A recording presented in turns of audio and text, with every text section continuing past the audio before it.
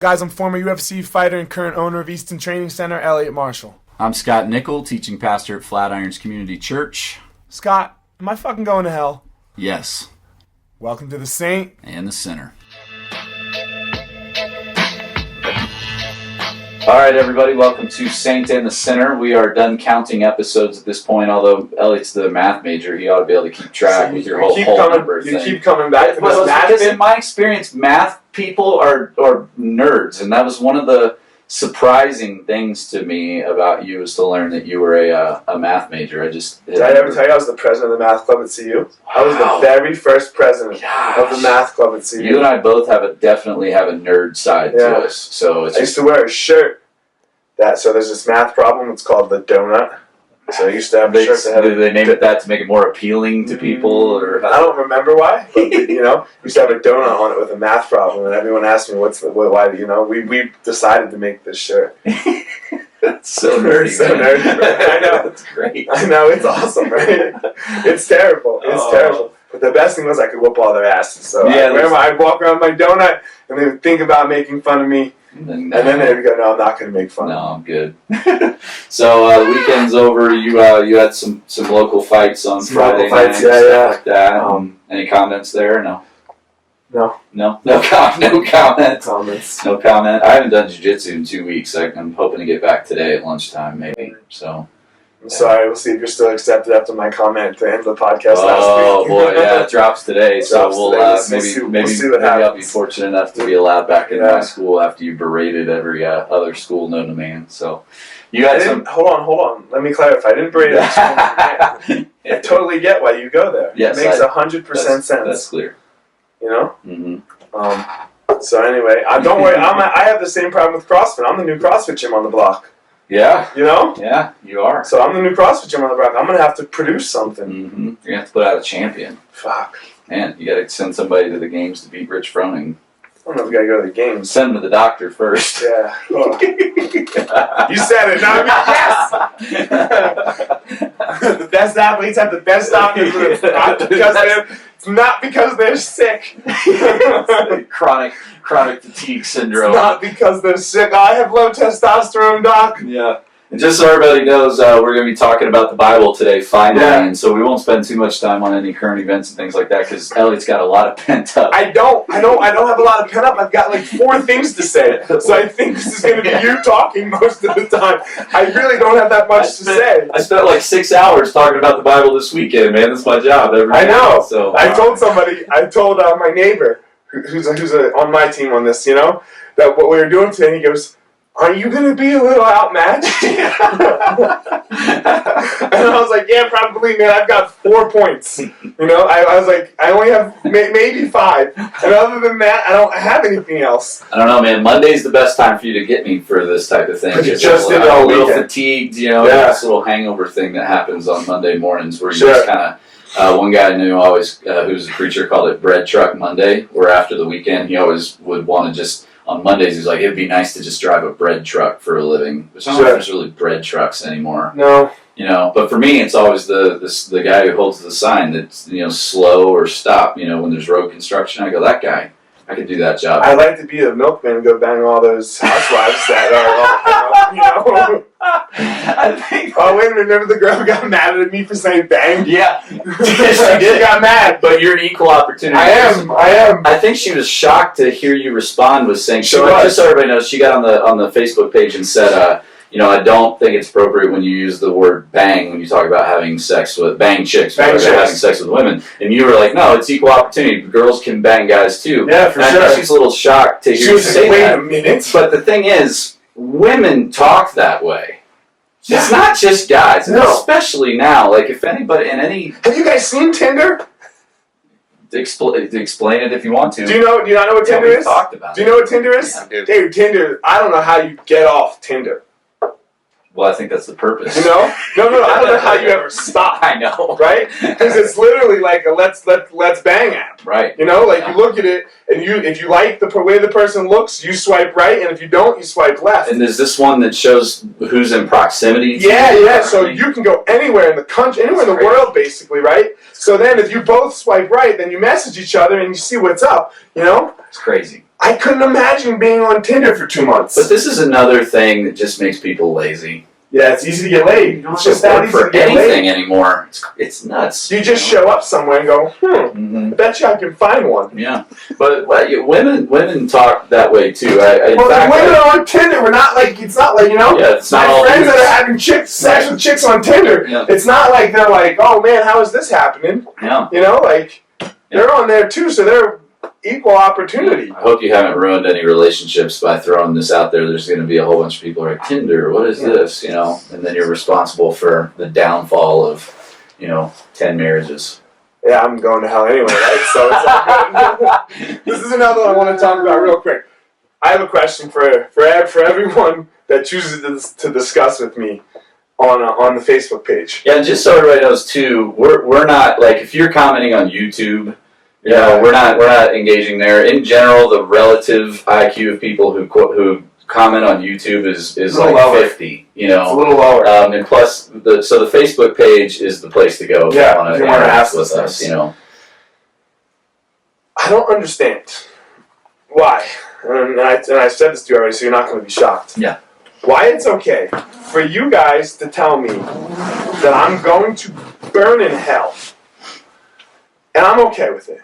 Right, I've never gotten upset by this. Yeah, that was what started our relationship. Yes, it doesn't upset me, and I get it. You know what I mean? You have to tell me that if you're a true Christian. Mm-hmm.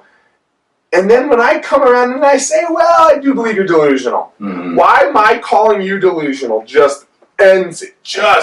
Ends the conversation. Because I've said it to you, and I just said it a second ago. I would much rather be delusional in paradise than burn for eternity. Yeah, I think that maybe the distinction, and I'll totally agree, people are way too thin-skinned, but if you're going to engage on social media, you better be ready to bring it. Yeah. You better have a good argument. Yeah. And you better have a solid argument. If you get upset... And this is what's the problem with the written word versus a conversation, is you can't read tone, you can't read tone of voice and body language. And like when I say, fuck you right now, it's you. Wow, he just said, if you write that, it's not okay. Yeah, with an exclamation point. Yeah. So I would say the only distinction I would say is when somebody goes, you go, do you think I'm going to hell? And I go, yeah. It's different than saying I want you to, or it's different than saying go to hell, Elliot. That's two different things. So I think sometimes when people hear words like delusional, or I think you're wrong, they think you're saying it feels more like an attack, maybe that's the issue. I don't know. But again, I don't have the ability to necessarily understand. Let me make this real clear. Scott, I believe you suffer from a delusion. Yeah. I've been aware that you think that. So, did I tell you? But just so it's fair for everyone, next time you ask me something, somebody asks me something, and I respond with, I think you're a little delusional. On the Facebook page, there we go. How are we doing? Are we okay still? We're good. All right. And that's like, Sam Harris's beef, with, and I'm reading his book, I'm pretty deep into it, but I'm going to withhold comment till I get all the way through it. Gotta finish. But his thing is like, he doesn't understand how people who, by all intents and purposes, are really smart, the scientific community, and his biggest beef is with people in the scientific community, and that's where there's a big rift between him and a lot of scientists. Can be really, really smart, and then in this one area, he's like, I don't understand how you put these two things together. You're delusional in this one area of your life, but you're not totally delusional. Yeah, I don't think you're delusional in every aspect of your life. Right. Thanks. Yeah. Right. No. And when I call you guys, if I happen to call you delusional when we engage on the page, I don't know you, so I don't know how delusional. You might be batshit crazy for all I know, but I don't. So I'm only calling you delusional in this one aspect of life, and I believe that we as a society allow for this delusion. Yeah. And it's okay. Yeah. I've got a theory. I might be I don't know how to say it, a potential serial killer. Yeah? I was listening to this NPR podcast that they do, the TED Talk hour or something like that is what it's called, and this one was called The Violence Within Us. Have I told you about this? No. It's called The Violence Within Us. It's a really good one, and the word violent. They had made the word violent. You're like, yes. I'm listening to this, and we listened to it while driving through Alabama. And my wife totally. Your wife listens to shit with you? She tuned it out. Damn, my wife doesn't listen to anything with me. I was sitting there, I was like, do you hear this stuff? This is amazing. She's like, huh? I'm like, What have you been doing? How do you do that? We're in a car. How do you and we're not talking. How do we not hear what's going on right now? There's no children in the back. There's no. It's very intriguing. And you and I aren't conversing. Yeah. She didn't get like hardly any of it. She engaged later in the podcast, but not at the part that I thought was intriguing. So I'll tell it really quickly because we need to get to our stuff today. But so there's this guy, I can't remember his name. He's like a neuroscience guy, studies human brains, and he was doing this study of serial killers, where he's taking MRIs. And that's not me and Scott farting, by the way. That's Jay climbing across couches. So he's doing this study of serial killers, and they would literally, like Silence the Lamb style, bring these dudes in with a SWAT team, so he could study them. Oh yeah. And he notices there's two things consistent with these guys. One, brain damage in the frontal cortex of the brain, frontal lobe or whatever, that's set off by experiencing something really ultra violent at a very young age. Being a part of it, like not just getting spanked or something like that, like way more than that. And then they have this gene that's passed down only from mothers to sons, so it's attached to the X chromosome, and it creates this thing where your brain gets saturated in serotonin before you're born. So serotonin is what makes you happy and calm and all that kind of stuff, stimulates you. So if your brain soaks in that for a long time, your brain eventually becomes immune to it. So basically what you have, if you have both of those things put together, that gene along with that traumatic experience that creates that brain damage, is you have somebody who the only way they can experience any kind of happiness is through extreme violence. And so he's noticing this, and then he notices it can be handed down, from mothers to sons. He publishes a lot of this material. His mom calls him after reading some of it and says, I think we should talk. And he's like, what are you talking about? She's like, I should tell you about our family.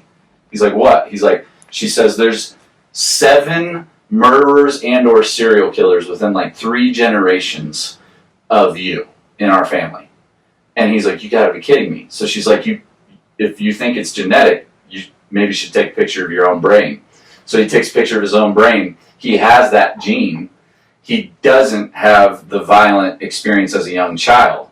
So he's like, it's just the switch hasn't been flipped on me. This is Sam Harris's talk. Yeah, I know. And I was thinking about Sam Harris's talk. I was thinking about that. So we need to get to that in the podcast too, because this is so cool. So he's like, so he takes pictures of his brain. He has it, and then he starts to ask people, "Tell me about myself." And this is he's a PhD. He's an older dude, and to a T, everybody in his family and his friends are all like, you're like one of the most cold people I've ever met. Like, you don't seem to have regard for other people. You only are concerned with yourself. You have no empathy, all that. All these traits of like a psychopath. Just no violent experience. Just no violent experience. So he goes, here's the interesting thing too. He said he realized as people were telling him that, like normally that would be like really heavy on a normal person. They'd be like, oh, really? He didn't care. He's like, bottom line, I didn't really care. So he's like, I'm trying to be nicer to people and have empathy, but I'm faking it mostly. This is Sam Harris's point to a T. So Sam Harris has a new book out there. It's called Free Will. Yeah. And he says we have none. Oh, there's a book. Yeah, he wrote a book. It's called Free Will. He said we have none. And this is his argument. He said you are the product of, and your decisions are the product of 1, your chemical makeup, and 2, your past experiences. Yeah, I think the decision pieces was probably going to rock people's world. That's probably where there's going to be a lot of tension. I need to read that one too. You know what I mean? Because they're going to go, you may have a predisposition towards something, but then it's still on you to make the right decision. He says it's not. Yeah, that's going to be controversial. He says, oh yeah. Yeah, he didn't mind being controversial. You think? Yeah. It's a good seller. It sells books. Nothing else. Let's go. All right, you want to? No, you go. Okay. Tell me why. I mean, I got nothing. I really don't have much. I got why. So the question would be why. So one of our values at our church and a value for me in my life is I would say the Bible's our authority for life. So yeah. Why would you say such? Why would you say such a thing? Yeah. Well, there's a couple things. One is. Hold on, Cody. I'm not going to interrupt. Cody Donovan getting on you? No, well, because he and I talked about what we were going to do, and he's like, "Are you going to actually let him talk?" Cody's fun. So go, Scott. So there's a couple things. There's a subjective side of this, all right, and then there's a more objective side of this. The subjective side of this would be that I would say I've seen the effects of the Bible in my life in tremendous ways. So one of the things we talk about a lot is the Bible points to a better way to live your life. So there is a pragmatic thing about the Bible. It just is better. What Jesus points us to is better. If he's the creator of the universe, he probably knows how things work best. And so when he points us in a direction, it's not because he's trying to withhold something from us. It's actually because he's trying to give us something. And I've seen that in my life where I go, man, when I follow what Jesus tells me to do, life works better. So there's that, all right? Then there's the objective side of it where I would say that, the Bible... I'm going to interrupt real Cody's going to be so pissed off at that holds zero water in actual accuracy. What do you mean accuracy? If it's true or not, I could care less. Sure, yeah, and that's why I said I could absolutely care less. Yeah, and that's why I've said subjectively. But at the same time, if you're asking me why, that's part of the reason. So I think it's valid from that perspective to go. So if you said why do you use that computer? Well, because it works. There is a part of that with the Bible. I would say it works. As with the Quran. I don't think it works. As with the Quran, as with other religions, people lead happy lives. You're going to tell me there's no happy Muslim?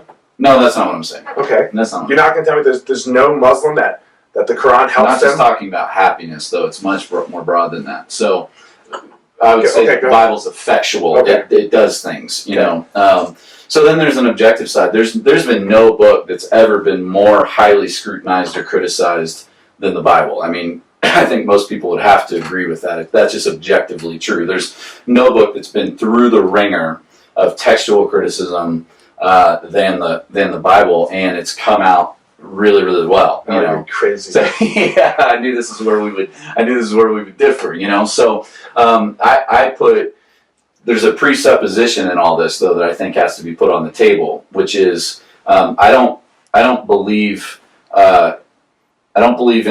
in the Bible first. I believe in God first. So if that makes sense. So we're gonna differ because of our original presupposition. Sure. Because I believe that at some level the Bible is a miraculous thing, and so that's where we're fundamentally going to differ from one another because we take that all the way back, and that's where we part ways. So for me, I got no problem with the idea of the supernatural or God. It's really not a big deal for me to then go, yeah, he could preserve his message to us if he wanted to. So why is the first copy that we have from the 5th century? It's not. Yeah, it is. No, it's not. Yes, it is. No, it's not. We don't have an original copy. You're absolutely right. We do not have an original copy. Why? So if he's so supernatural and he can do all these wonderful things, give me the original copy. This is a big point of confusion for a lot of people in the way that 5th century texts are preserved. So the people have... Don't start talking history now. Don't start talking history. You're interrupting. No, hold on. So yeah, for sure. But you're going to start trying to talk textual this. You're telling me the supernatural can happen. You're telling me he can bring somebody back to life. Give me the first book. Because therefore, if he's so great and so miraculous and so perfect, then give me the first book. You don't need it. Yes, you do. Here's where I was going. You don't need it. No, nobody does. Because here's what people think happened oftentimes with the translation of the Bible and the copies that we get and everything like that. People have a tendency to think it's like the telephone game. So you remember playing the telephone game where it's like you get a big line of people. Yeah. One person says like a sentence and then by the end it comes out like it's sentence. Not even close. Yeah, sure. And people think that must be what's happened with the Bible because you have all this distance between now and then.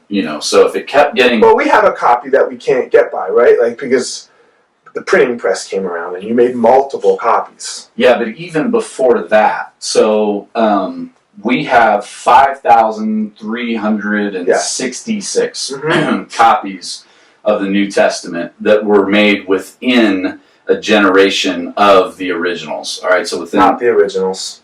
They had to have been because of the time period of when those are timed back to scientifically. You look at those copies. And you're saying the copies of the originals. Yes. Okay. Yes. Now, so if you have 5,366 copies that were made within a generation of the originals that we do not have, okay? And you see that they're all the same, okay? That by definition... They're not. Oh my Lord, But not. But they are, and they're not. We can get into that in a minute. But what I want people to understand, though, is it was not the telephone game. So it wasn't like, do you have any book in here? You don't have it. I don't know. Mike's on vacation. Jeez, where's the Hillary Clinton book, man? So yeah, He's trying to get rid of that book. Someone So people have this tendency to think that, like, okay, so we started with 1, okay, and then we went to 2, and then we made a copy. No, we had scribes that just wrote them. Right. We had scribes that took 1 copy and wrote multiple. No. Well, yes, but what they did was they copied this one. Okay, they copied from this one. They didn't copy from this one now. Yeah, and I get it. Here. Yeah. They still went back here. I got it. You know, so it's not the telephone game. So when you have this broad, but hold on, but it is the telephone game a little bit, right? Because this scribe wrote it one way, and then you have this other scribe. It's not just the same scribe. See, this is where you guys miss it a little bit, right? It's not just the same scribe. Let's talk about now. So, what the definition of scribe was at that time period. You had to be able to write your name. My name is Scott Nickel. Scribe. Yes. Look it up. Do some research. Do some research. There's like this high. Do some research. Read some non-Christian research because I read them both. Right. Right. Okay. I read them both. That's what you had to do to be a scribe. So you didn't have to be highly educated. Literate. So they weren't very literate. They were more literate than most. They weren't very literate. Let me ask you a question, just on Bible accuracy a little bit. Mark. Yeah, the end of Mark. The end of Mark. Yeah. Right? Yeah. Mark is very. That's 12 verses. 12 verses. That's 12 verses. Mark is very detailed up until those verses, and then he just goes, "Yeah, this happened." For the most part, at the end. And there's some iffiness on this, right? What I do think is that in the most original copy we have of Mark, that wasn't there. It wasn't there. Oh yeah, total. Yeah, I don't think that Mark even wrote that. Yeah. Yeah. That's one of the things I love about the Bible, though, is because if you read the Bible, that doesn't make you go, "What the fuck?" No, because most Bibles you look at there'll be a little like section that will say most ancient manuscripts don't have this. So somebody added it. Bible translation is incredibly honest to go, we don't think that was in the original. We have this disparaging little piece of. All right. So okay, fine. So you're does rock a lot of Christians. You're okay with it, though. You're good with it. You're good with them just adding things as they want to add things. No. What I'm good with is in faithful Bible translation. If we're not 100% sure that was in the original copies, we make the distinction, and it's only like twice. Yeah, but how? But what else isn't in it? There's only a couple times that we see that. Yeah, but we don't have the original. So we really do. No, that's we the, don't. That's the thing. No, we don't. How can you say we have the original? We have a book that was from 500 years later. You're talking about the first compiled Bible. Yeah, so you want to get really into it. We have this piece over here, this piece over here, and this piece over here, and then we just go, bloop, there you go. Which is a very scientific process. You should enjoy the way that this works, because we're able to date those fragments, we're able to date those manuscripts, we're able to date but they all say the same thing. No, they don't. They don't. Yes, they do. Okay, so I have another question. Because you couldn't end up with what we have. Have you read this guy before? Yeah, Rogan's awesome. Rogan loves this guy. Rogan's into it, right? He has chickens. He lives like out in California. He used to live here. Rogan? Yeah, he lived here for a little while. Then his wife got altitude sickness, and he couldn't. She was pregnant, so they had to go back to California. Is he married? Yeah. I didn't know that. I knew he had kids. Oh man, made me lose my point. Damn it! Mission accomplished. Mission accomplished. Good job. Bible translation. So hold on. Did it come back? Didn't. But I'm gonna make another one. Okay. So I don't have many points here. Okay. The Gospels. I remember my point. So I'm through. I was trying to get there with John this morning. I was trying to get there with John this morning. John's my favorite. So. But I didn't get there. Yeah. It's great. Good for you.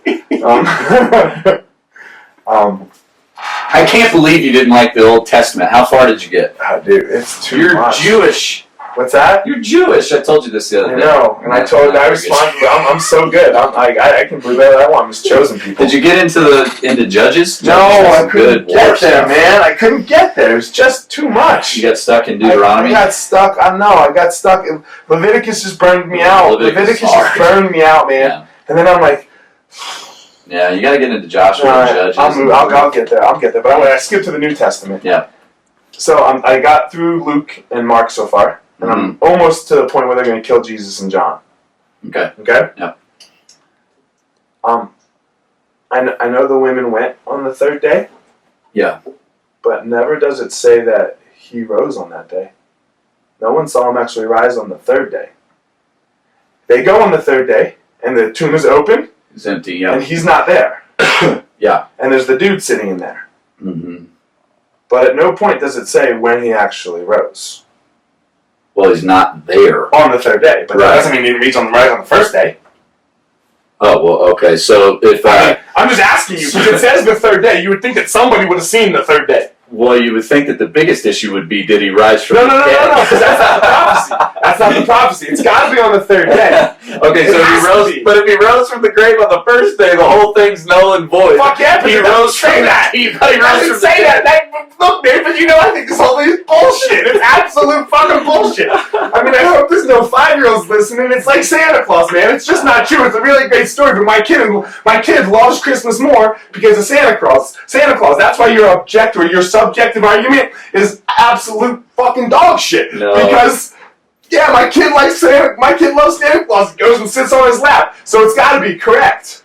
So nobody sees it. So you want a timestamp? I want to see someone say, "Oh yeah, watch this." Oh shit. You want a timestamp of when he rose from the grave? Well, if you're going to put my whole faith into it, and my whole life, and every mortal thing that's ever happened in the world. Well, but the accounts of over 500 people who saw him after they saw him be murdered ought to be relatively credible. I haven't read the 500 people yet. When does it say the 500 people? Is it not in the Gospels? It's in 1 Corinthians. So Paul refers to, and he. Oh, so it's not from these guys that actually wrote the Gospels.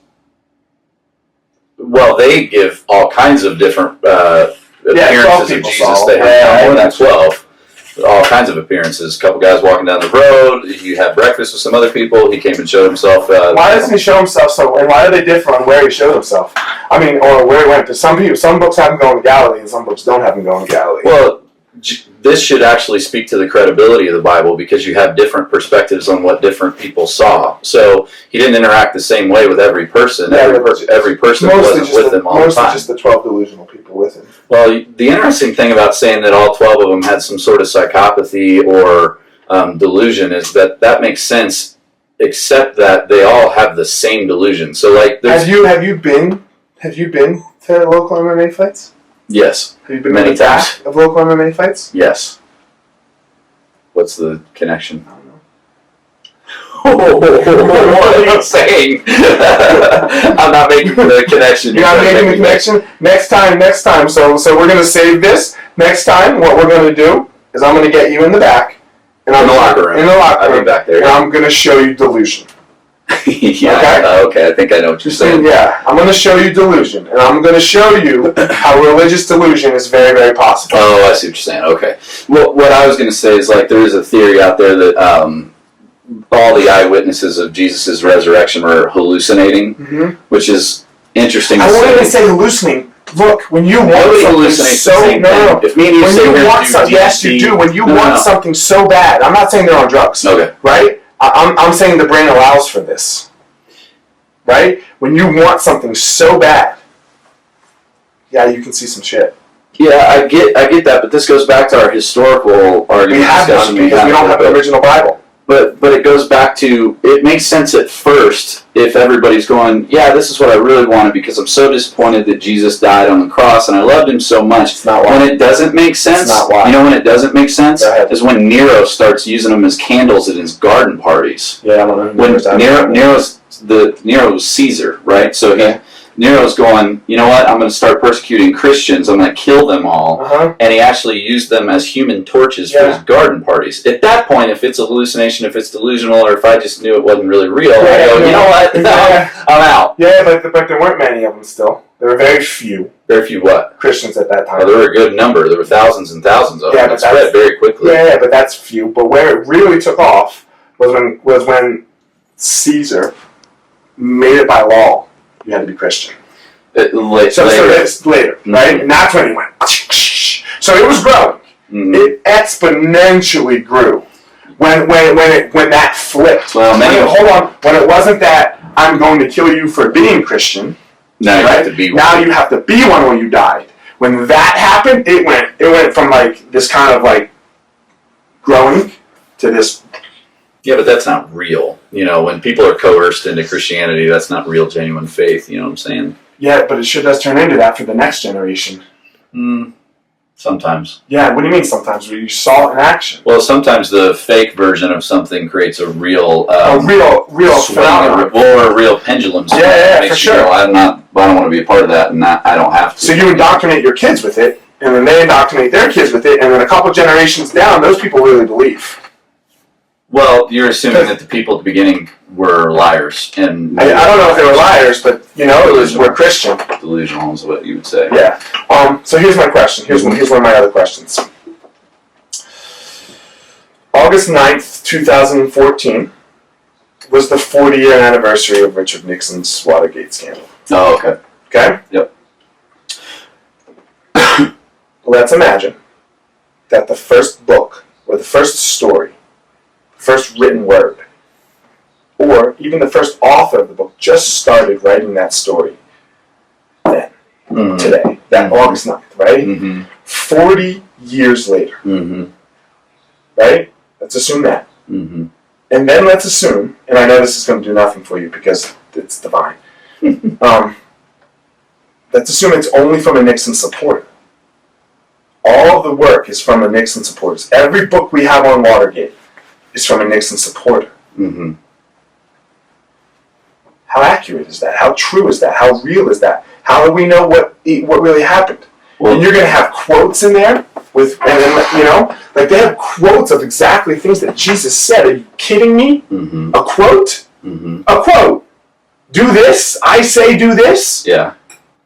Well, there's a couple things. How do you have a quote? Just how do you have a quote from a book that was written 40 years later? That sounds like a long time, but there's a couple things to address. One would be if you tried to do that with only Nixon supporters now, you wouldn't get away with it because there's a whole lot of non-Nixon supporters that were. The population's so huge. Well, there were a lot of non-Nixon supporters who go, whoa, we were there, we saw it. No, it wasn't like that. Because you're within the time frame of people who witnessed it, which is what happened with the New Testament. You're within the time frame of eyewitnesses, which is one of the things that makes the historical accounts of the gospel so compelling. How many people are in the world?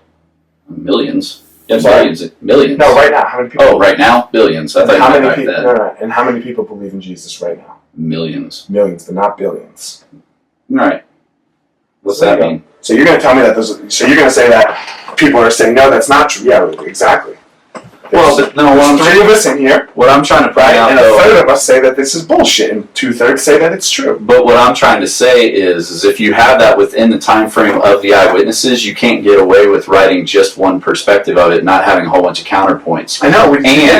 And you have again. I'll go back to the Apostle Paul, who wrote most of the New Testament. He was not a Jesus supporter when the whole thing went down. I know. He wanted to kill every Christian he came across, and then he flipped. I know. That's unbelievable. I know, Why would he do that? Because he believes that he had this experience. Right. I'm not. Right.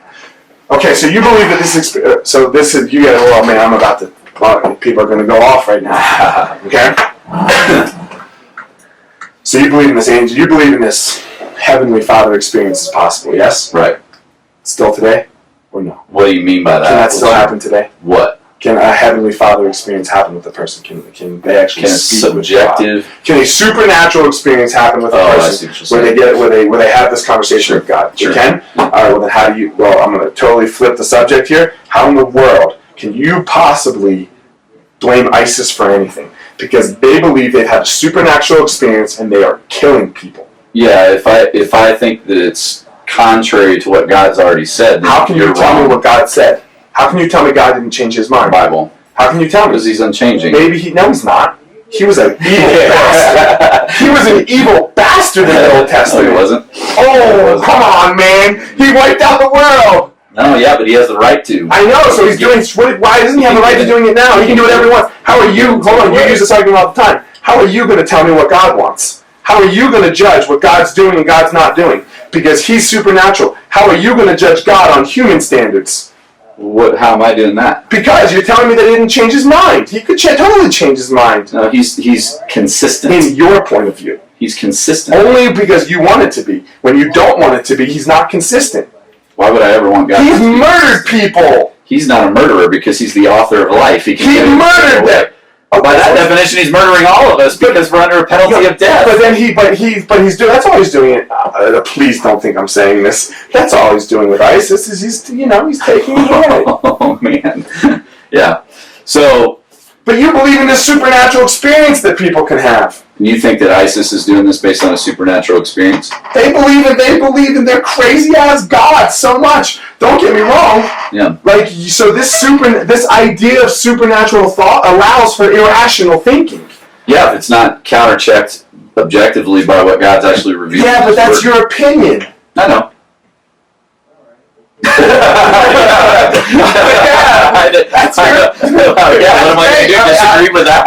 We're done. Have a good day. That's my opinion. I mean, my opinion is the Bible is God's word and that God is real. Your opinion is that. But then how do you fault these guys? Because their Bible says it's because I think their Bible's wrong. Well, but how can you say that? Well, the Quran just does not hold up under the same level of textual criticism that the Bible is held up under. That's again where I go to the objective side. The Bible's amazing. So one thing people need to understand is it is not so amazing. It is. Show me a copy. You can't do it. I know. What do you mean you don't? Scott, would you vote guilty on somebody with what the Bible's evidence is? You would vote guilty on death penalty murder. The evidence that we have for Jesus' resurrection is absolutely compelling. Absolutely compelling. You can't even tell me what day it happened. What are you talking about? You don't even know that it happened on the third day. Not in the tomb. Who cares? It doesn't mean when it happened. Who cares? We're kicking out that microphone right now. When did it happen? Tell me when it happened. You don't know that. Nobody saw it. But he rose from the dead. But nobody saw when. Cancel out the fact that he rose from the dead. But hold on. I'm just asking you a very simple question. When did it happen, Scott? When did it happen? Oh, you tell me when it happened. The bathwater. That's no, I'm not. When did it happen? The third day. Let me get back to this. Show me where in the Bible it says that. Huh? Show me where it says we that. know that it was empty for the first two, and then he wasn't there. Oh, you're right. It was empty for the first two, huh? Huh? You just said we know it was empty for the first two. It wasn't empty for the first two. You said was. It's meant to say wasn't. How do you know? Because they rolled a stone in front of it right after they put his body in. And there's a dude in there, right? Huh? There's a dude in there. Jesus. Yeah, but how do you know? When the women walked up, the tomb was open. Yeah. Right? Yeah. When did it open? Who knows? Who fucking knows? Who cares? Oh my God. Why would we care? But the critical issue is, hey Elliot, the tomb was empty and Jesus is alive. Oh, shit. Did it happen at 12:30? Did it happen at 2? Who cares? Oh shit, who cares? No, so let me get to this. Because by the prophecy it had to happen on the third day. He even said himself it had to happen on the third day. Right. So somebody see it. Yeah. So let me get to this. The second most compelling ancient literature that we have is the Iliad, written by Homer. All right. I've never read it. Then we have it's long. The Iliad and the Odyssey, they're really long. Cool, but they're long. Did you read them? No, not all. Okay. I've read some of it.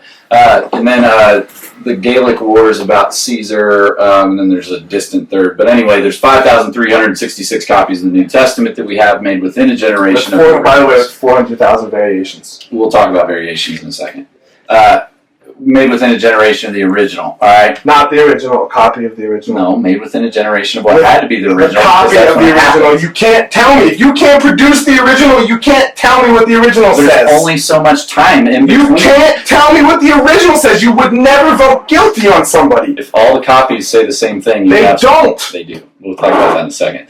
So we're just going to disagree because they don't. We will. So the Iliad is second place. That's with great. like 100. Okay.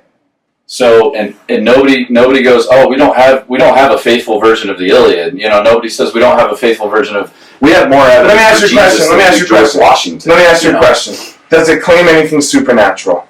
The Iliad. Well, it tells all types of crazy stuff. Does it claim anything supernatural? So yeah, you're making really large. Hold on. You're making a really large claim, right? A really large thing with the whole Jesus thing, or even a God thing. you're making this huge claim. Sure. That this is true, right? Mm-hmm. So you can't just bring me regular fucking bullshit evidence.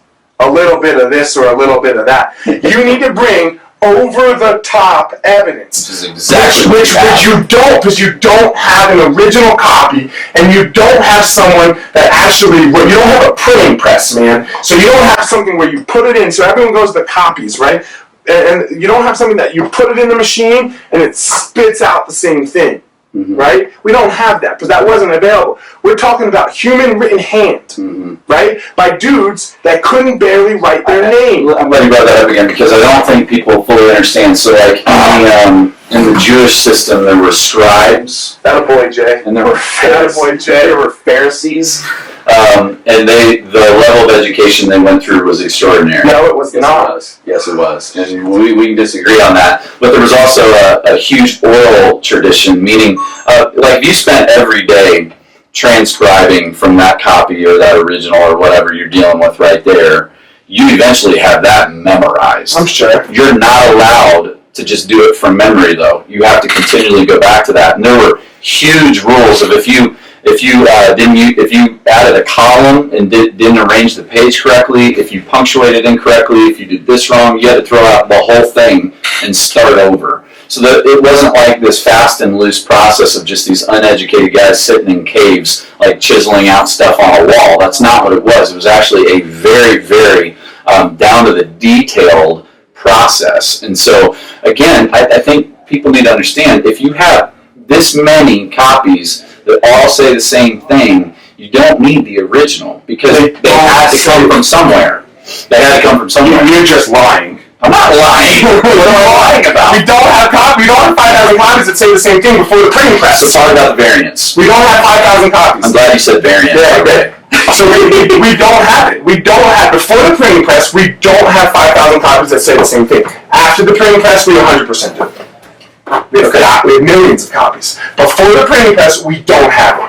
So the printing press changes the world. Oh yeah, right? Piece of technology. So I had this discussion. So I think the printing press is the greatest world changer ever. Oh, it's, yeah. You know? As far as ramifications, you know? Huge. What's the second? Not the iPhone, because I hate mine. So my question is it the personal computer or is it the internet? And I think it's got to go. No, it's got to go. Well, you have to have the computer to have the internet. It's got to go to the person. Well, because you can have the internet, but if you can only go get on the computer at a building, then it's nothing, right? It's got to be the personal computer. Yeah, that's true. Yeah. And if without the personal computer, there would be no podcast, because I probably believe this bullshit that you believe. Because you had access to the internet. Because the internet is always true, all the time. No, but you can find out information. You can, it's awesome. You can find out a lot of information really quickly. And that's decentralized. This is my argument that we'll never have another good president. Huh? Well, this is my argument that we'll never have another good president. You make interesting connections. Yeah. What's the connection there? The connection is because you can find out so much shit. Oh. And you can't get to be the president of the United States, and you can't stay the president of the United States without doing some shit. You sure can't get away with creating an image like you used to. You know, like FDR, you know, most people didn't realize, like, he couldn't walk. Yeah. You know? And it's coming out some of the dirty shit that FDR did. Mm-hmm. Right? So, like, Obama smoking is, you know, one of the funny things he tries to hide. Yeah. Try it, bro. You can't do it. You know what I mean? You can't do it. Yeah. You can't do it. I mean, even as far as, I know we're getting a little off topic, but, you know, even as far as, like, look at what Michael Jordan did, and then look at what Tiger Woods did. Yeah. They did the same thing. Yeah. Michael probably even more so, right? Yeah. But Michael's image is as clean as can be. Yeah. And Tiger Woods can't win a fucking golf tournament. Dude, he's falling apart. Right? He's falling. He's become a worse golfer by trying to become a better person. Mm-hmm. There's no question. Rory McIlroy's won a couple majors recently. Yeah. He broke up his engagement. Yes. Came out and was like, I'm a better golfer. You know?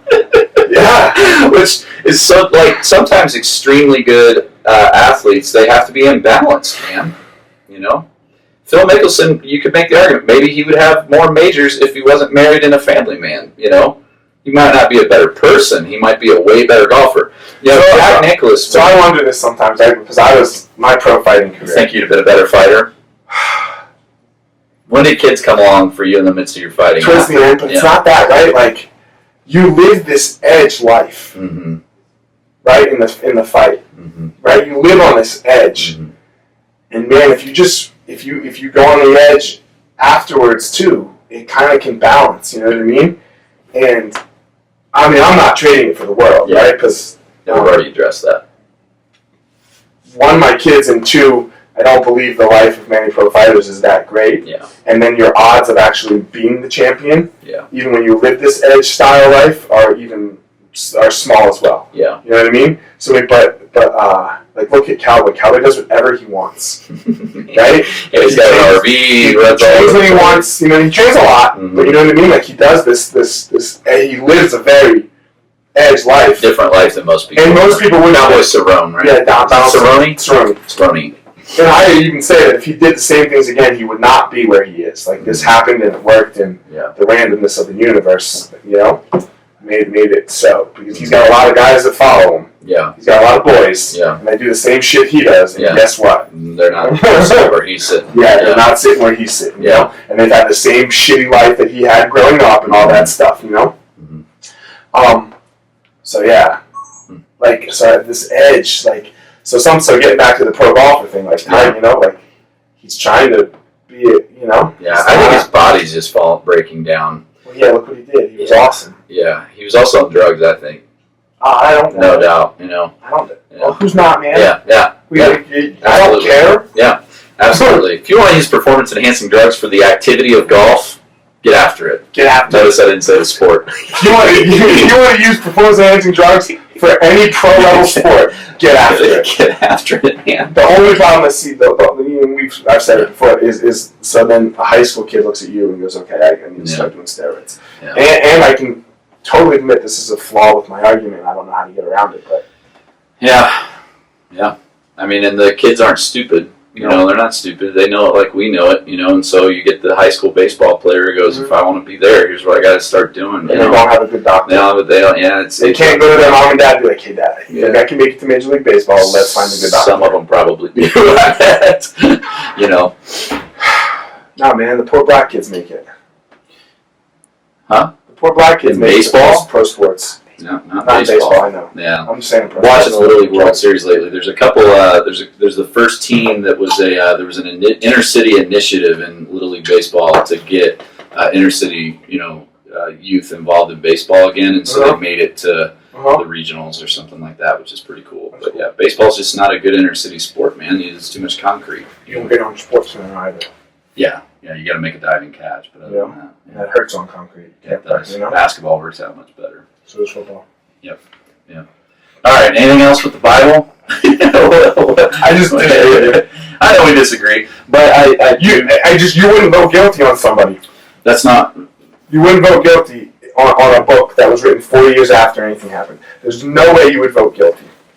I think the criteria is a little different. No, you wouldn't vote guilty, and especially if I handed you a copy of a copy of a copy, you wouldn't. But again, it's not a copy of a copy of a copy. What we have was all copies made from the original, and then copies made from that. Yeah, but come on, man. It's different. I know. And you only believe this. And so this is where I get to it. This is where I get to it, right? Is because you're afraid. It's fear. It's fear that motivates all this whole religion thing. It's the fear of what happens when it's all over. And I'm not saying that you're afraid right now, right? Because you think you're going to heaven, right? It's fear. What the hell happens? Fear doesn't motivate me. I really didn't say that. Yeah, no, because if you're right, I'm not going to know any different. Yeah, but you're so confident that it's not. Yeah, but it's scary not being conscious. Yeah, but that's an illusion really of scary. what being conscious is. I know. I think it's really hard for us to even fathom that idea. Yeah, but it's a fearful thing. It shouldn't be. Fear is what motivates. You won't be aware of it. What's that? You won't be aware of it. That by definition. I know, but you think you will. Conscious. Yeah, you think you will, and you think the punishment is eternal burning. Not for me. No. I'm not afraid of that. The other way. Mine. Where I am. But that's not being motivated by fear. I'm not afraid of if you're right. I'm not afraid of if you're right, because if you're right, then it's all good, and I want to get no. You're afraid if there is a God, that you're going to burn. I'm not afraid of that. Because he's done for me something so that I don't have to do that. So there's no fear in that. I'm not afraid of that. I don't have to be afraid of that. Because he provided the way out of that. In your opinion, you have no other choice. What do you mean? You better believe. Well, that's the wiser decision, sure. I mean, we say 2 deals on the table. I'd take this one, for sure. So you believe there's only 2 deals on the table? Yeah, I do. So then you can't go the other way. Well, I don't think it's wise to. That you're going to burn forever. No, because of the freedom that's over here. I want that. I know, I hear you. I'm just okay with it being nothing. But that's what it is. Yeah, if you're right, then you're right, and I don't have anything to be afraid of. I wish we'd know. That would put an end to our. I don't know. I wish when it was over we would know. Be conscious of it. I wish when we were open, but just for a moment, so me and you just can go. for a moment. Yeah. Just for a moment.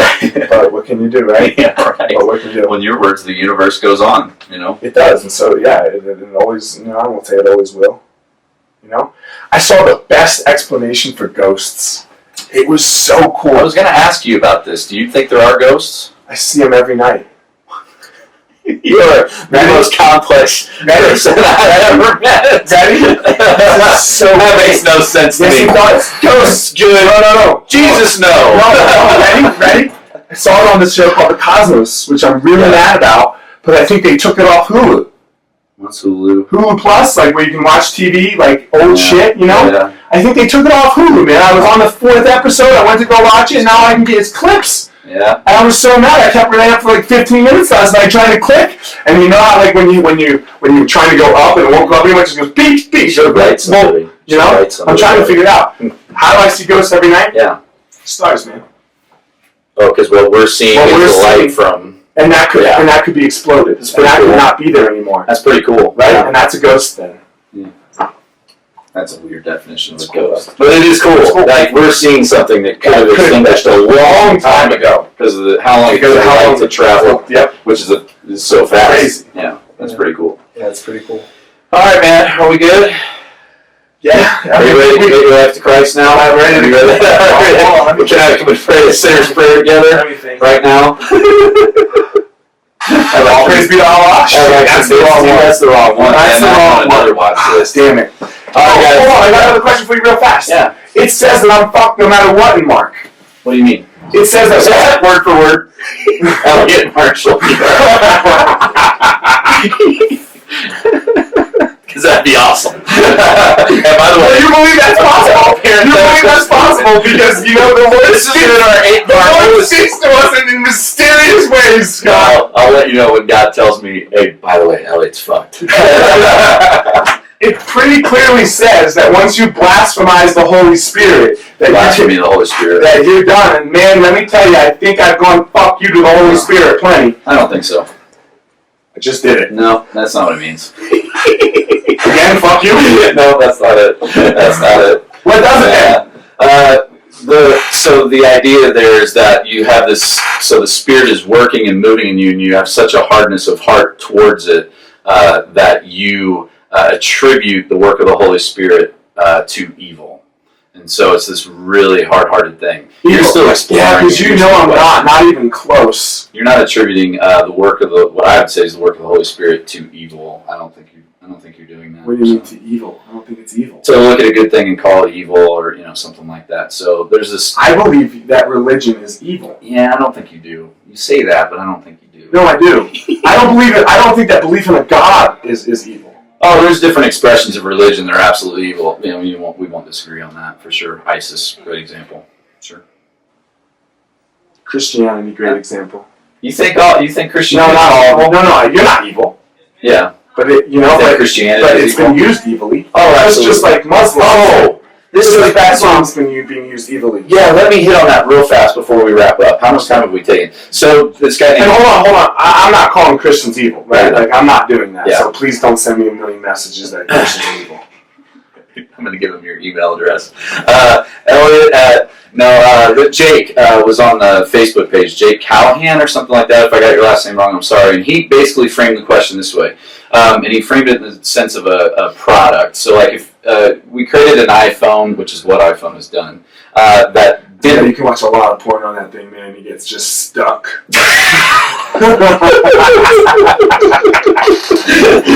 if you create an iPhone or a product that has continual user I got a good story. I got a good iPhone porn story. Go. That creates so much user error. Like people keep using it wrong. That eventually you recall the iPhone and you tweak it. Was Jake's thing. So if the Bible's had so much user error and God is all powerful and all this, how come He hasn't corrected the Bible? And he even said, I know you're going to say it's the problems on the user end. Well, yeah, I am going to say the problems on the user end, because there's all kinds of things that people misuse that we don't recall, namely freedom. People use their freedom for all kinds of evil. People use freedom to do all kinds of really screwed up stuff. We don't revoke freedom from everybody. And in societies where they start to do that, societies start to fall apart. The other one, some people will hate this example because they're anti-gun, and I don't know where you are on guns and stuff, but guns are misused all the time by users. We don't, every time there's a shooting, recall, although some people try to, recall all the guns and go, we need to change this and change that because that guy shot that guy. That's not what we do. We go, that guy was an idiot, he used it wrong. So again, with the Bible, if people misuse it, that's not on God. That's not on the Bible. That is on the people. So I just don't understand that. That makes perfect sense. You should understand it. You have this God that has so much supernatural powers. I just don't understand why it's not letting. Well, I think again we get down to that. If God just always reveals Himself in extremely supernatural ways all the time, constantly, then you run into there's no freedom for people. So free will. Yeah, we need to have that one. I know. Yeah. Did you want to tell your story off podcast or on? No, I'll tell it right now. This is hilarious. All right. Again, Donald. Right? Donald's really. I've had some of the funniest. Donald's crazy. I've had some of the funniest and uncomfortable situations I've ever had with Donald. Right? Because he will say things in front of you and your daughter and your mother. Right? Yeah. And you'll be like, dude. Bro. And you're sitting there with him and you look at these people like, I don't know this guy. Yeah. I'm really sorry, Donald, shut the fuck up.